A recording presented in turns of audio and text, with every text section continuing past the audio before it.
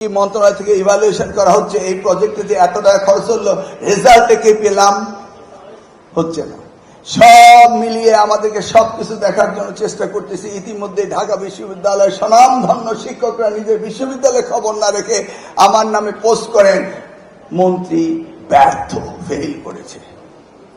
আরে ভাই, আপনার ইউনিভার্সিটিতে কিউএস রেটিং এ ড্রপ করছে, সেইটা আপনি আপনার ডিপার্টমেন্টের ছেলেদের খাতা দেখতেন না, এখন শিক্ষকরা মন্ত্রীদের খাতা দেখা শুরু করে দিয়েছে। আরে ভাই, আপনাদেরও তো শিক্ষক ছাত্রদের পড়ানোর জন্য 12 মাস সময় দেওয়া হয় এক ক্লাসে, আর আমাদেরকে 2 মাস সময় না দিয়ে আমাদের খাতা দেখছেন মন্ত্রী ব্যর্থ। আর সোশ্যাল মিডিয়া খুব ইন্টারেস্ট নিয়ে কথা বলছেন, মজার মজার রসিকতা করছেন না। এত রসিকতার দরকার নেই, আসুন সামনে এসে আমাদেরকে সাজেশন দিয়ে যান। আমি আমার প্রিয় শিক্ষকদের বলবো, এই শিক্ষা ব্যবস্থা পরিবর্তন আনবে কারা? আমি একা না আপনারা? আনসার মাই কোশ্চেন। আপনাদেরকে প্রমিস করতে হবে, পাস্ট ইজ পাস্ট। বিগত সময়ে সরকার কি করেছিল?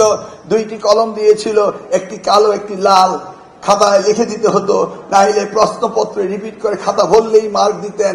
সেই কথা তো আমরা জানি নাকি? এখন তো আমরা তা বলছি না। আপনার সন্তানকে আপনার দেশকে করতেই হবে।